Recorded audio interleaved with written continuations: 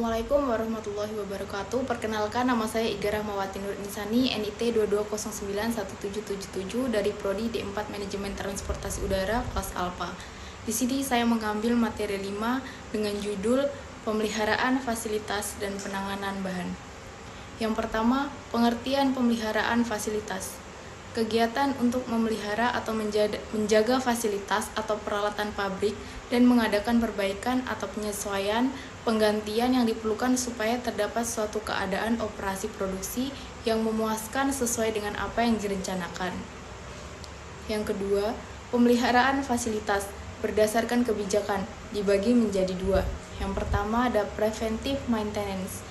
Kegiatan pemeliharaan dan perawatan yang dilakukan untuk mencegah timbulnya kerusakan-kerusakan yang tidak terduga dan menemukan kondisi atau keadaan yang dapat menyebabkan fasilitas mengalami kerusakan pada waktu digunakan dalam proses produksi. Yang kedua, corrective atau breakdown maintenance. Kegiatan pemeliharaan dan perawatan yang dilakukan setelah terjadinya suatu kerusakan atau kelainan pada fasilitas atau peralatan sehingga tidak dapat berfungsi dengan baik. Yang ketiga, pemeliharaan fasilitas berdasarkan waktu dibagi menjadi dua. Yang pertama, routine maintenance. Kegiatan pemeliharaan dan perawatan yang dilakukan secara rutin. Contoh, pembersihan fasilitas. Yang kedua, ada periodic maintenance. Kegiatan pemeliharaan dan perawatan yang dilakukan secara berkala atau dalam jangka waktu tertentu. Contoh, pembongkaran mesin atau fasilitas.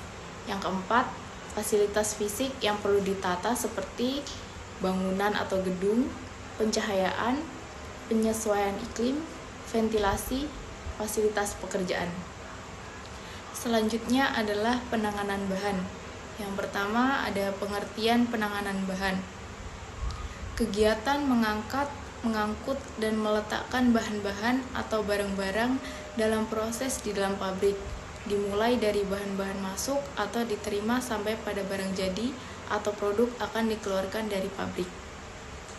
Yang kedua, tujuan penanganan bahan. Yang pertama, meminimumkan biaya penanganan bahan. Yang kedua, meminimumkan penundaan dan gangguan. Yang ketiga, meningkatkan produktivitas perbaikan kondisi kerja untuk keselamatan kerja. Yang kelima, memaksimumkan pemanfaatan peralatan penanganan bahan. Yang keenam, mencegah kerusakan bahan. Dan yang ketujuh, meminimumkan biaya persediaan.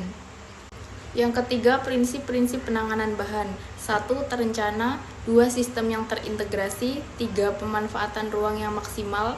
4. Peningkatan kuantitas, ukuran dan berat bahan. 5. Pemanfaatan gravitasi. 6. Pengoptimalan aliran bahan. 7. Penyederhanaan bahan dan masih banyak lagi. Selanjutnya yang keempat yaitu peralatan penanganan bahan dibagi menjadi dua. Yang pertama, fixed part equipment. Biasanya tergantung atau ditentukan oleh proses produksi. Sifatnya tidak fleksibel, digunakan untuk tujuan tertentu. Biasanya menggunakan tenaga listrik, contoh ban berjalan, derek, dan lift. Yang kedua, varied part equipment.